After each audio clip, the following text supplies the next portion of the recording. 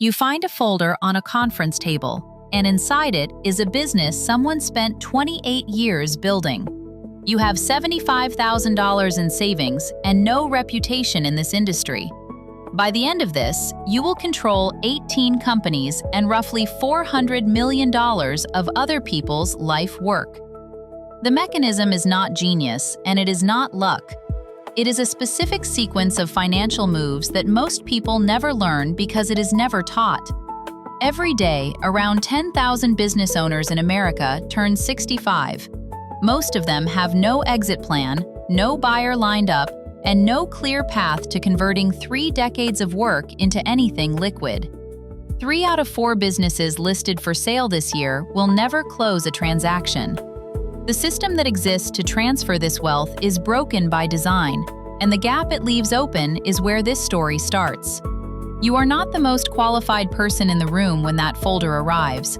You are simply the one who understood the architecture before the others did. This is how that architecture works, level by level, from a single search to $500 million on paper. You are 29. You have $75,000 and a spreadsheet with over 800 rows of businesses pulled from broker sites and public county filings.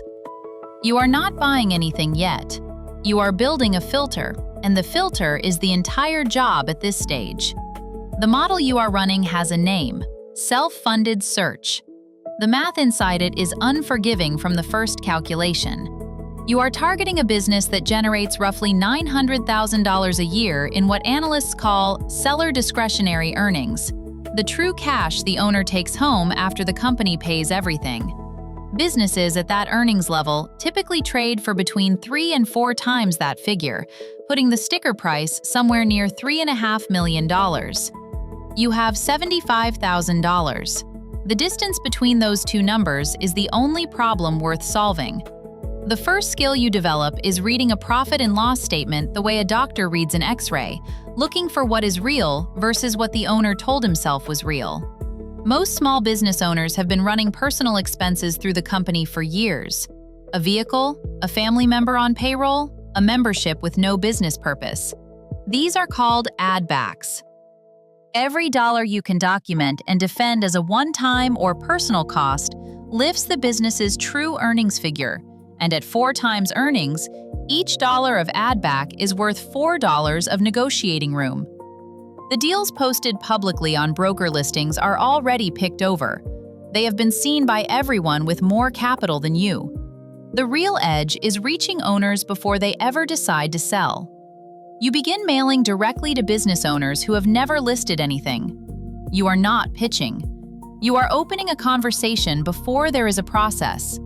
The first business you genuinely want falls apart in due diligence. The revenue is real, but one customer represents 58% of it, and that contract comes up for renewal in under a year with no secondary clients anywhere close. A business that dependent on a single relationship is not a business. It is a contingency. No lender will touch it, and you walk away after 2 months and a legal bill. You send 47 letters in 1 month. 3 people respond. One of them leads to the folder. The folder contains financials for a manufacturing services company. The seller is asking $4,200,000. You are 30. You do not have $4,200,000. What you are about to learn is that in small business acquisition, almost nobody buys a company with their own money. They build a financing stack.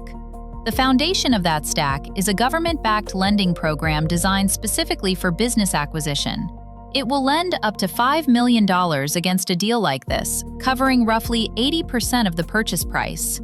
The seller himself carries part of the remaining balance as a promissory note, meaning the person selling you the business lends you a portion of what you owe him. That seller note represents about 12% of the price. You are responsible for writing a check for the remaining 8%. 8% of $4,200,000 is $336,000. You have $75,000.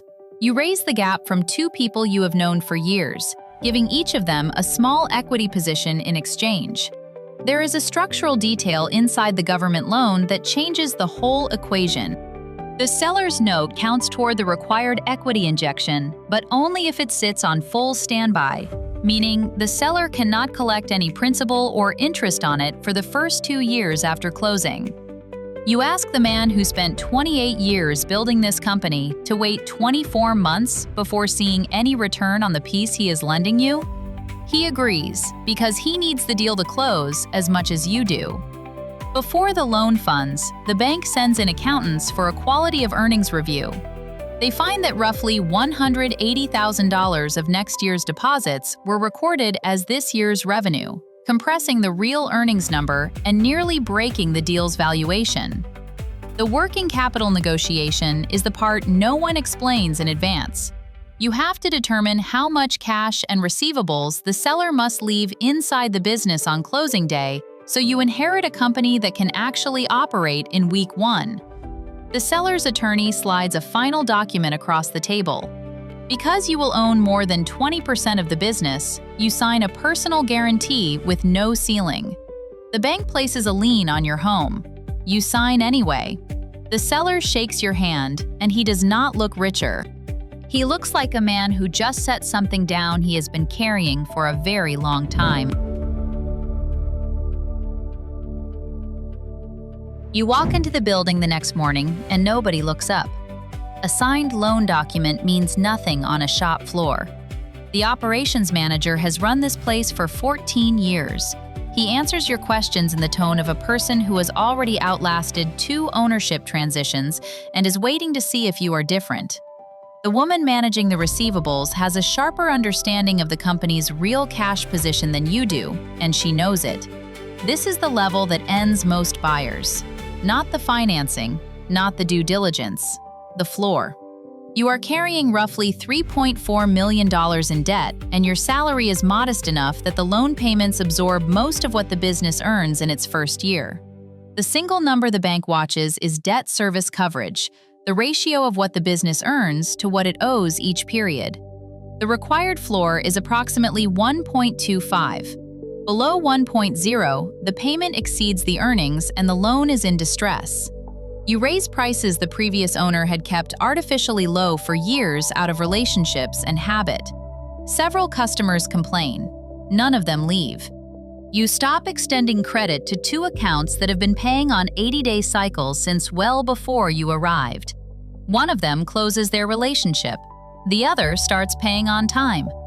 You sit with the operations manager at a diner and you do not present a strategy. You ask him what he would change if the company were his. He gives you 5 things. You do 4 of them. By the end of year 3, after debt service and taxes, the business is generating close to $700,000 a year in distributable earnings. The lien on your house is still in the file, but the fear of it has become a number rather than a weight. That comfort is the trap. A business producing $700,000 a year feels like the destination. For most buyers, it is where the story ends. You are 35. The first business is running without you in the daily work. You are about to use it as the collateral base for a second acquisition, then a third. The mechanism behind this is the single most important structural fact in the whole model, and almost no one outside the industry can name it. Small businesses, at the size you have been buying, trade for 3 to 4 times their annual earnings. That price is set by the local market.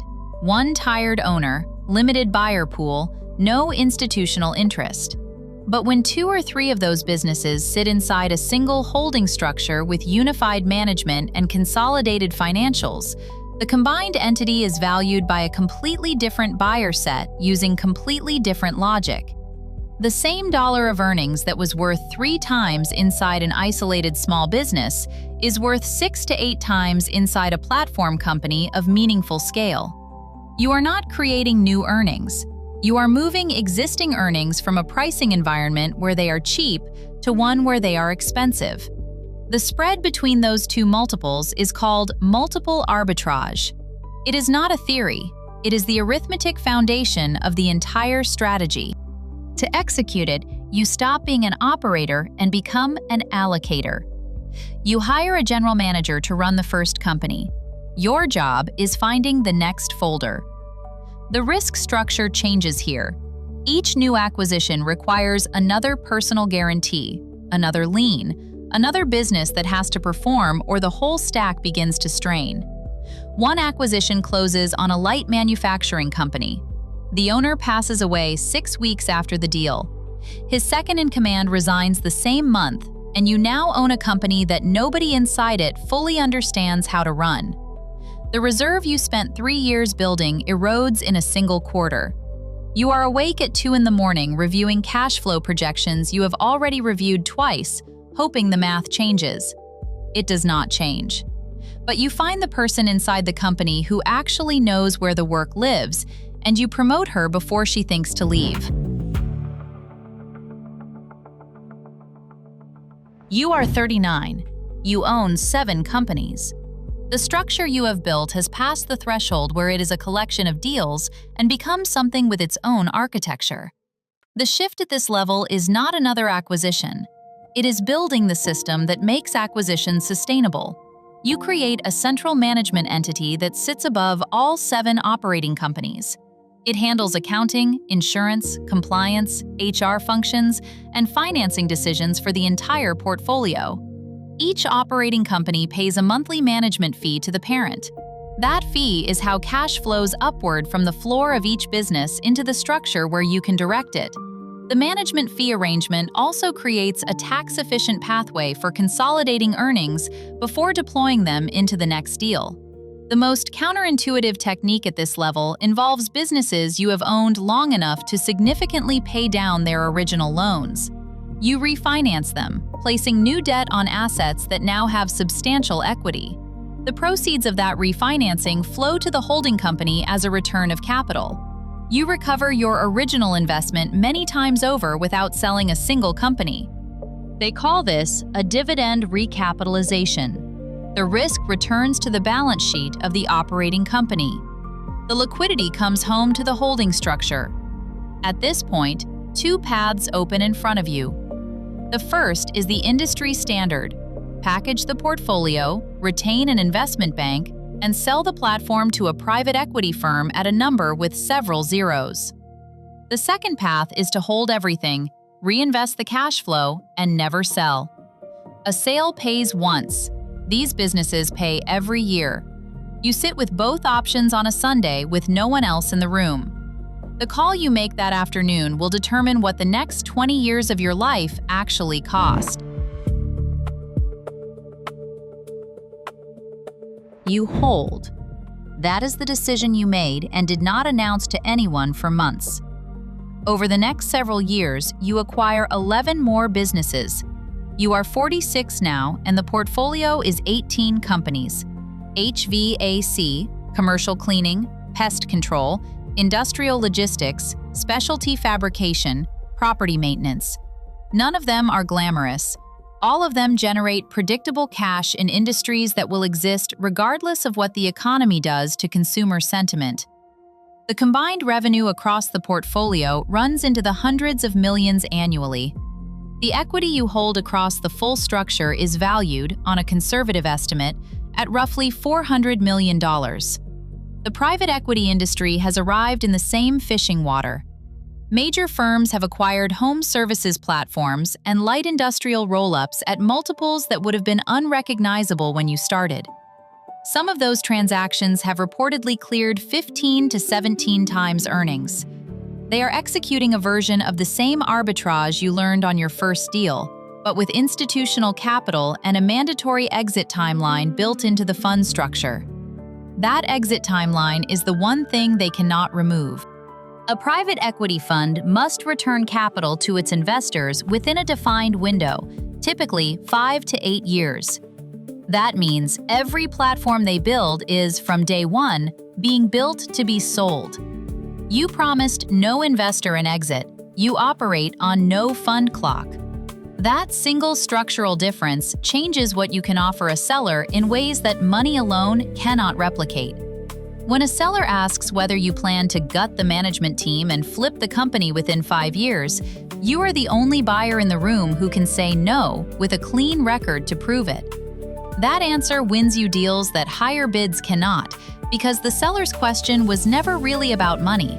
It was about what happens to the thing after he is gone. The man who gave you the first folder is in his mid-70s now. You have stayed in contact in a way you did not with most counterparties because he was the first. He tells you something over lunch that he withheld at closing. Before your letter arrived, he had spoken with 4 other potential buyers. 2 of them had significantly more capital and offered higher prices. He turned both down because each one told him, in professional language, that the first priority post-close would be replacing the senior staff and preparing for a sale within 3 to 4 years. He did not turn them down because he was naive about valuation. He turned them down because the higher number came attached to the end of everything he had spent 28 years trying to build. The scale of this decision across the whole economy is not a small number. Estimates place the total value of privately held businesses owned by people nearing retirement age at somewhere between $8 and $12 trillion. Most of that capital is locked inside companies that will never find a buyer because the buyers who exist are structurally incentivized to flip, and the sellers who exist are structurally unwilling to be flipped. The gap between those two positions is not a negotiation problem, it is a systems problem. Every year, businesses that could be transferred close instead. The jobs inside them end. The routes, the customers, the institutional knowledge, the 2 decades of relationships, all of it simply stops. The economy does not account for this loss in any formal way. It shows up as local unemployment, as fewer small employers in a zip code, as a quietly thinner middle layer of the business world. The model this video describes is not a shortcut. It is a sequence, and each stage of the sequence carries a cost that the next stage pays for.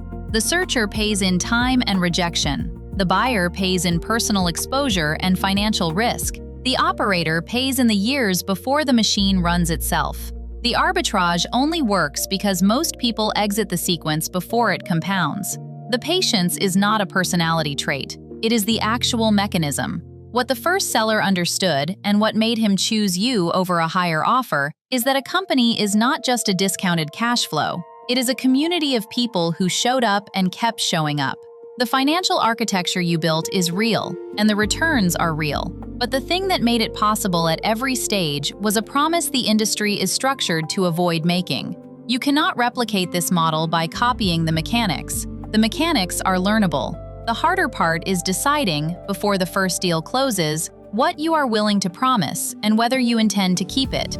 The economy is producing thousands of these opportunities every month, and it will continue doing so for the next decade as the ownership of post-war era businesses continues to change hands. Most of those businesses will not find a buyer who understands the architecture. Most of them will close rather than transfer. The folder is still in the file, not as a trophy, as a reminder that the first deal set the terms for every deal that followed, and that those terms were not purely financial. The $500 million figure is real. What built it was also real, and the two are not as separate as the industry would prefer to believe.